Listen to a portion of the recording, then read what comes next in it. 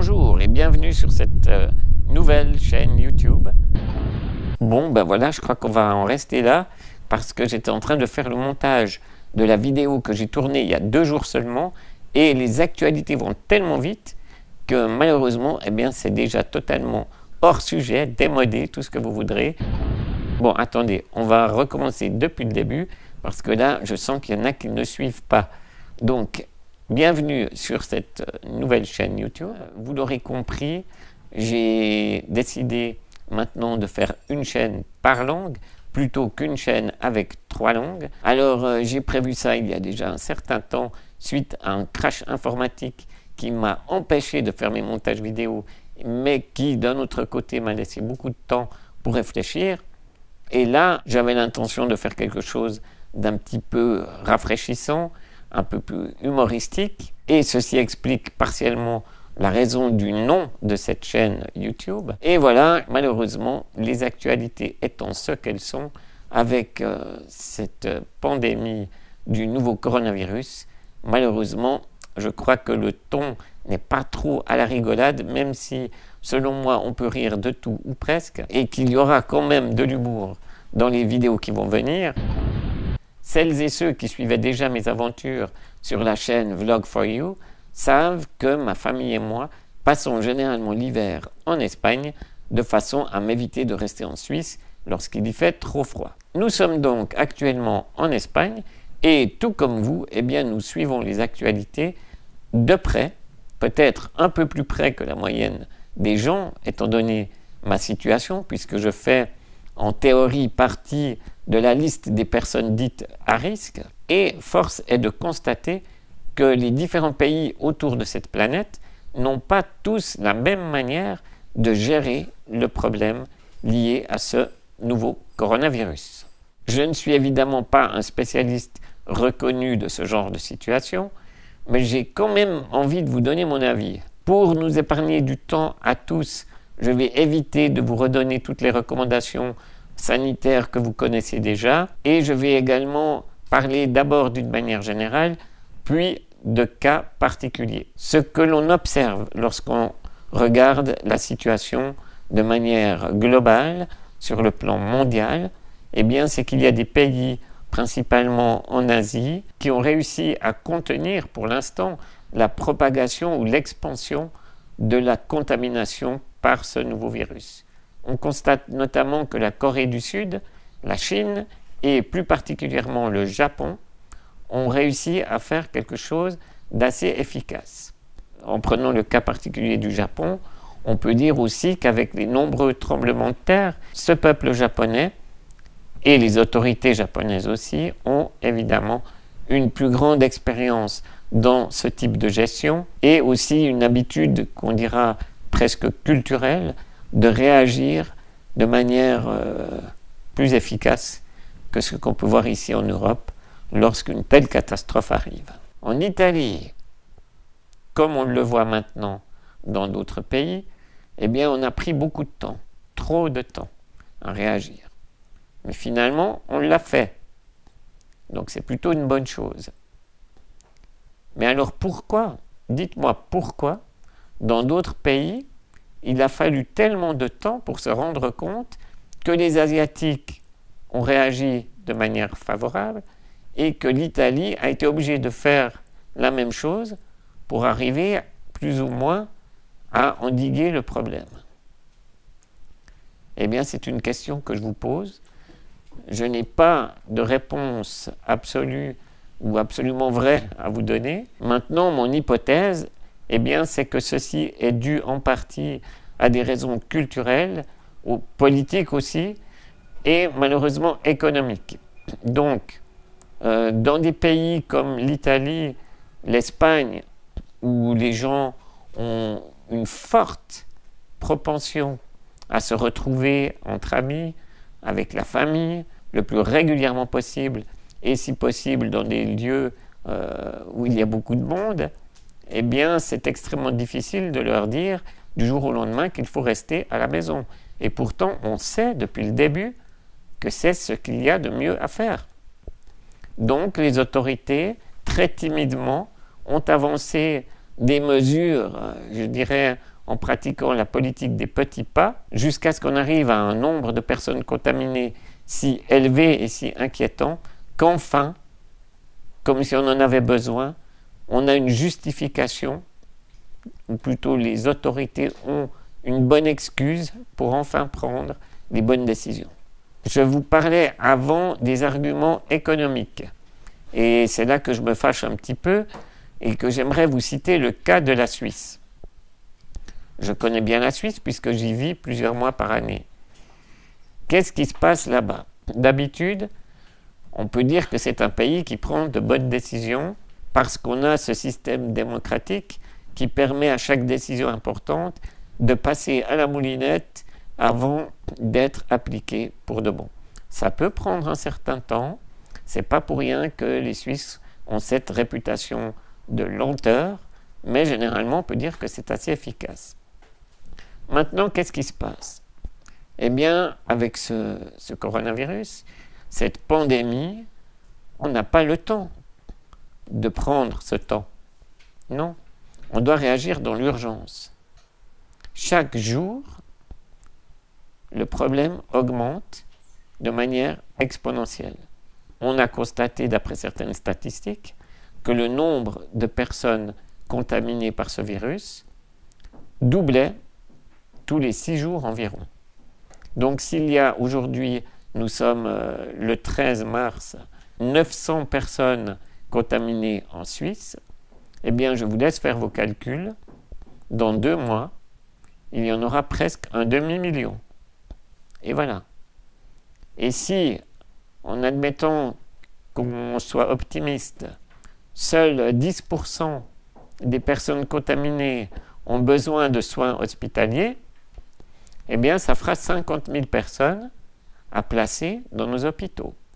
Or, j'ai lu ceci ce matin, il n'y a en Suisse que 40 000 lits d'hôpitaux disponibles actuellement. Et ceci, bien, c'est sans compter que la plupart de ces lits sont déjà occupés par des gens qui n'ont pas le coronavirus. Donc, on va arriver à une situation où il n'y aura pas assez de lits. Et qu'est-ce qui se passe quand on n'a pas assez de lits? Eh bien, il se passe un peu comme sur le Titanic en phase finale. Quelqu'un va crier « les femmes et les enfants d'abord ».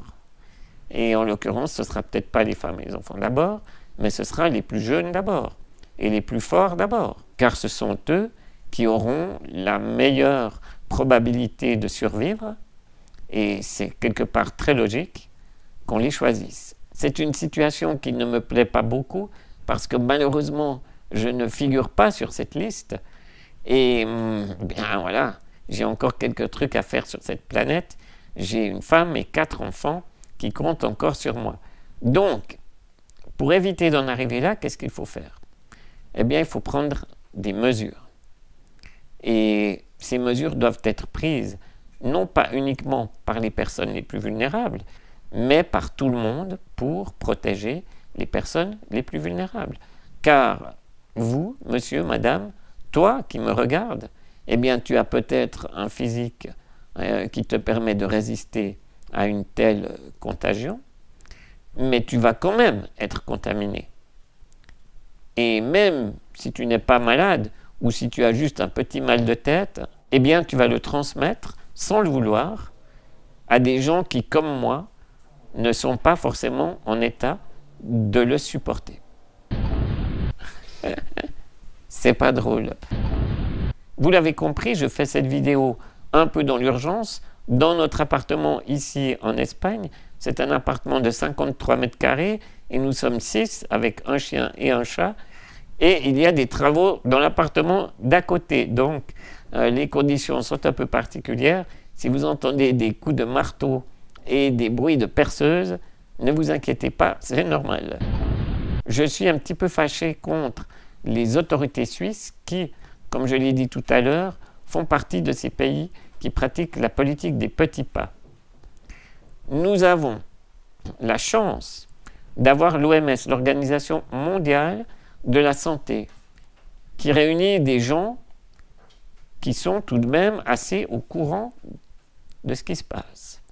Et cette OMS a tiré la sonnette d'alarme depuis longtemps déjà, et elle demande à l'ensemble des pays autour de cette planète de se préparer et de prendre les mesures nécessaires. Et pourtant, on ne l'écoute pas. Nous avons en Suisse, comme dans la plupart des pays, des gens qui ont fait des études supérieures dans des domaines extrêmement intéressants comme les mathématiques, les statistiques, la médecine, la psychologie, et qui ont tiré la sonnette d'alarme depuis longtemps déjà aussi, et pourtant les autorités compétentes, j'hésite à dire le mot compétente, mais ces autorités-là, en tout cas, qui doivent prendre les décisions, ne les prennent pas.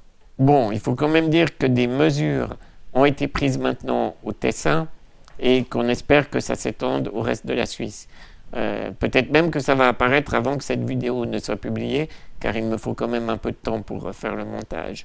J'aimerais aussi féliciter Macron, le président de mes amis français, pour avoir pris une décision qui lui a demandé quand même passablement de courage, je pense, de fermer l'ensemble des écoles du pays. Je sais que certains pensent que ce n'est pas une bonne idée, mais voilà, je ne vais pas rentrer dans trop de détails maintenant. Selon moi, c'est pas mal et ça n'est pas encore suffisant. Donc, regardez bien, je dis ça à Macron comme s'il regardait ma vidéo, quoi. Regardez bien ce qui se passe en Italie, ils ont fait plus que ça. Et aussi trop tard, mais on en fait beaucoup plus. Mais ça ne suffit pas. On doit en faire plus. On doit maintenant dire stop à ce virus. Là, c'est presque un slogan publicitaire. Si je commence à faire des vers, on est bon. Donc, franchement, qu'est-ce qui empêche encore ces autorités de prendre les bonnes décisions? Là, je précise que je parle toujours du cas suisse, parce qu'en France, en Espagne, pas tout à fait, mais ça commence, on a pris de bonnes décisions. Ça ne suffit pas encore, mais on est en bonne voie. En Suisse, on y va vraiment mollo, comme on dit. On a une forte pression, et ça se voit également en Espagne, où je suis actuellement. On a une forte pression de la part du domaine financier, économique, parce qu'on sait très bien qu'en empêchant les gens de sortir de chez eux, on va diminuer de manière très importante la consommation de certains biens et services.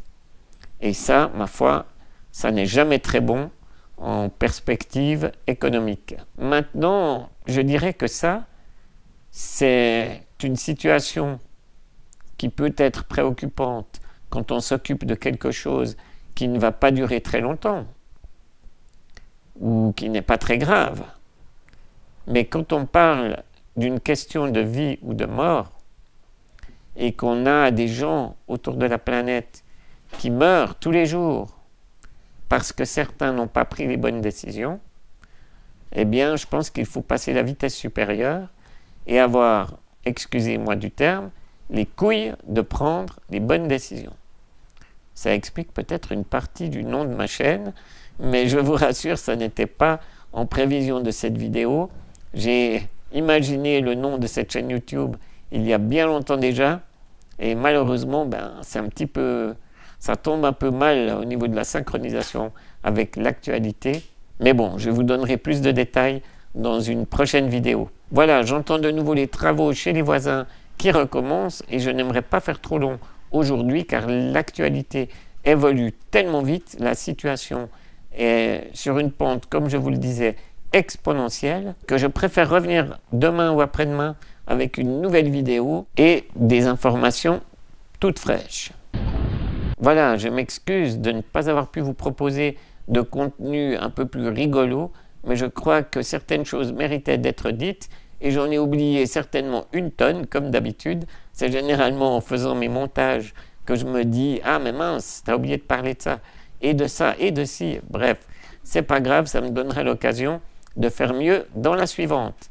Alors, à tout bientôt, laissez-moi un pouce en l'air si vous aimez le nom de ma nouvelle chaîne et que vous avez envie de savoir un jour pourquoi je l'ai appelé comme ça. N'hésitez pas à vous abonner, c'est totalement gratuit, vous cliquez sur le petit bouton s'abonner ainsi que sur la petite cloche qui se trouve immédiatement à sa droite. Et là, vous allez enfin pouvoir recevoir un email lorsque je publierai mes prochaines vidéos. C'est parfait, merci beaucoup. Restez chez vous, ne sortez pas, même couvert. Et bon, c'est facile de dire ça. Je suis de ceux qui disent oui, alors il faut prôner le télétravail, demander à votre patron s'il ne peut pas vous trouver un moyen de faire du télétravail. Mais bien sûr, si vous êtes chauffeur de bus, ça va être un peu compliqué. Maintenant, on espère qu'il n'y aura plus trop de monde dans les bus. Donc, c'est peut-être aussi le moment de penser à qu'est-ce qu'on va faire des chauffeurs de bus. Nom de Zeus. Bon, à plus, mais pas dans le bus. Ciao.